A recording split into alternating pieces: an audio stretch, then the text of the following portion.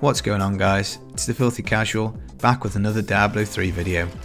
Today we're doing a discussion based one, looking at the Necromancer class, where it's performing in Season 16, what changes we can make to the class to bring it up to par with the others, and whether that's in general a good thing or not.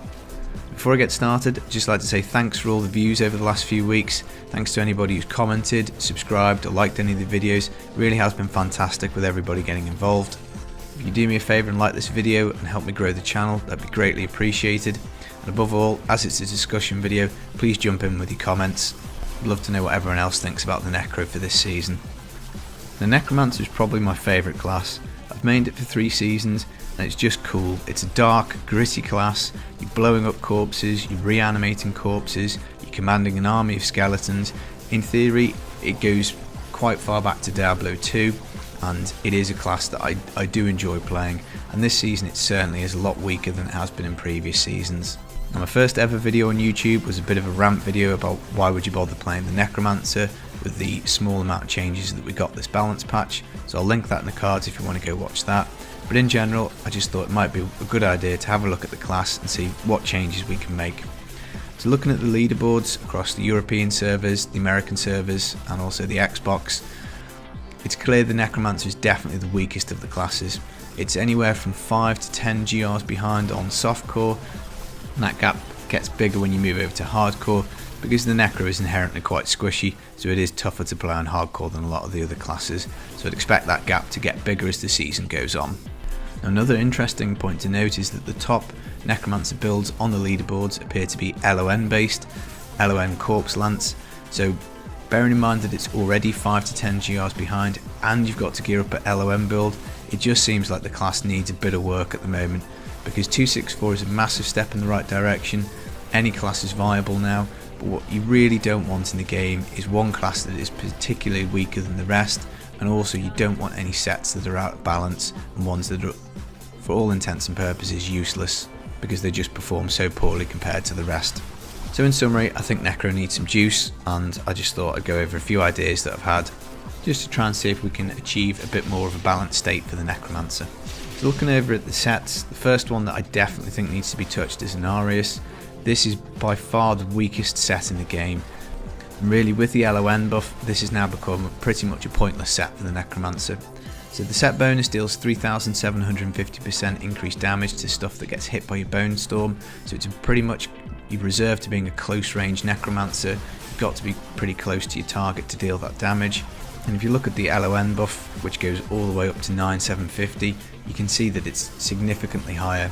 So basically, if you want to play any of the Inarius type builds, all you need is 5 ancient pieces and the LON rings, and you'll be doing equally as much damage, and you'll have the flexibility of opening up the rest of your gear slots, albeit you do give up your 2 rings. But if you look at the Grim Scythe LON Necromancer that I came up with, it's definitely a lot stronger than Inarius, and I think it is quite hard to come up with an Inarius build that will do anything past GR 70 without putting an awful lot of work into it. The average player in a season, I think you'd be struggling to clear GR 80 up to 90, maybe if you put in tons of augments and a lot of time, but you'll just have a much harder time of it, and it's definitely not a balanced set. So I'd be looking to increase the set multiplier. I'd probably buff it up to something like 6,750, maybe even a little bit higher, because with the Necro being so squishy, it feels like if you're going to have a melee based build, you're going to have some kind of either insane damage multiplier or increase the damage reduction, just so that you can afford to stand in, Arcane and Molten a little bit longer than you can currently. Now, the reason that I'd suggest 6,750 is I'd keep it below Legacy of Nightmares, because if you add on a convention, so roughly a 33% damage increase to 6,750, you'll still be at a level that's a little bit lower than an LON type build. I think that should be the case because LON, because it's so hard to gear for and does offer that extra rarity, I do think it probably should be 10 to 15% stronger. Now, another change that I'd make, and this is a general one but it would apply specifically with Inarius in mind, is I'd increase the Dainty's binding damage reduction. Necro is super squishy, so I think you could probably juice that up to 60 to 65% DR, and that would be a pretty good change. And the final thing that I'd do with Inarius in mind is I would add an extra item to the set. I'm not really sure why Necro has got 4 sets that have all got 6 items, whereas every other class has got a 7-piece set that they can equip. and it means that you can do DB farming pretty easily with any class now under 264. Necro is different, you can't really do it. I've made a Necro DB guide, which again I'll put in the cards, but it just feels rubbish playing, you know, T10, T11, maybe T12 when everyone else is completely smashing T13. So I would add an extra item to this set. I wouldn't put it in the necklace because the Wisdom of Cologne is quite important. You don't want to be putting it in the ring slot because Necro's got quite a lot of jewellery items that have got really good multipliers. You don't want to be putting it in the belt because you're going to lose your Dainty's binding. So I think that really leaves either the offhand or the braces. Now if you're making this so that it goes with the Sage set, I'd say braces is out because you want to use your Nemesis braces. So I would probably make a Phylactery and an Arius offhand because the offhands for Necro aren't particularly great anyway, and sticking one in for an Arius would certainly help with the flexibility, and you could run your Sage set, so I'd definitely get that done as well. So moving on to Rathma, I'm a solo player, so I haven't really got involved in the whole rat run thing. I understand that people are bored of it because it's been around for so long, but again I think this set probably needs looking at. Now it seems as though the set was designed to work with Army of the Dead. It's specifically mentioned in the set that it brings the cooldown. It reduces the cooldown, it makes it deal more damage, but I've never used it. I didn't see anybody else using it. I think you're going to have to offer some kind of incentive. I think the damage for the Army of the Dead is going to have to be absolutely skyrocketed if you're wanting people to build around this, and that seems the intention of the set, so why not give it some love, give it a load more juice, at least people might use Rathma with Army of the Dead. I'd probably also change the general multiplier on it so that at the moment it's got a maximum of 4,000%. I'd probably reduce that up to 6,000 or 7,000.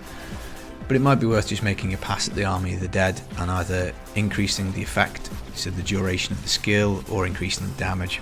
But do something with it. If it's supposed to be the pet set, then that's fine, but just buff the set to the point where the skill that you want, Army of the Dead, actually works with it. So let's move on to trag'ouls. Now I definitely don't want Corpse Lance back at all. It's a horrible build, I don't enjoy it. And Pestilence, it seems to me, is supposed to be the Lance set, given the 2-piece bonus for that. So I would probably increase trags up because 3,800 just doesn't cost the mustard anymore. So I'd certainly give that some juice. But what I probably would do is I would alter the Blood Tithe blade. I would change the multiplier on that particular item. At the moment it deals up to 100% extra damage for every enemy within 25 yards. I'd maybe go 150 or 200.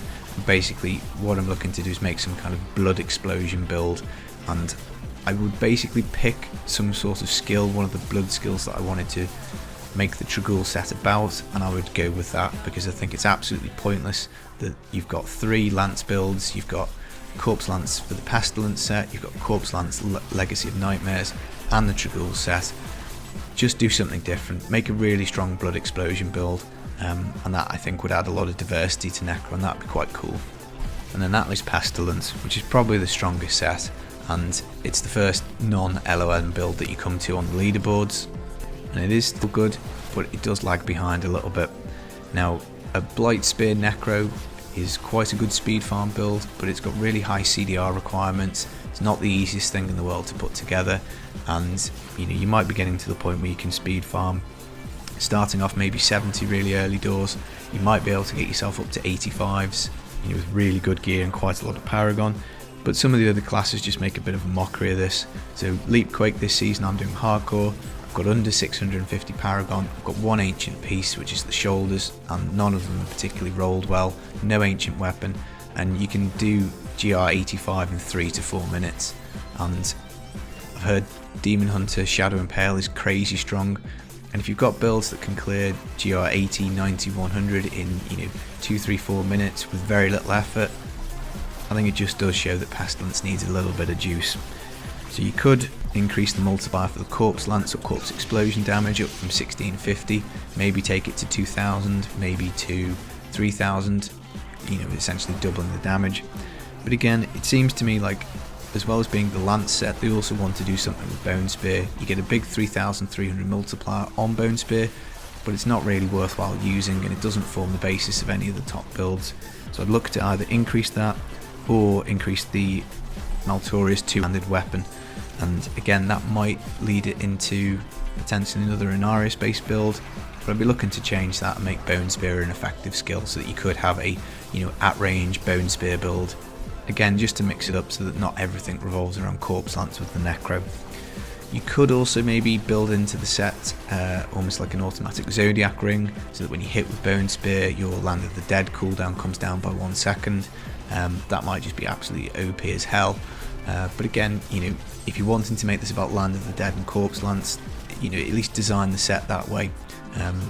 Basically, what I'm getting at with these changes is I want 4 viable Necro sets that are all on par with the other classes, and I want them all to be different. I don't want to play Corpse Lance across multiple sets.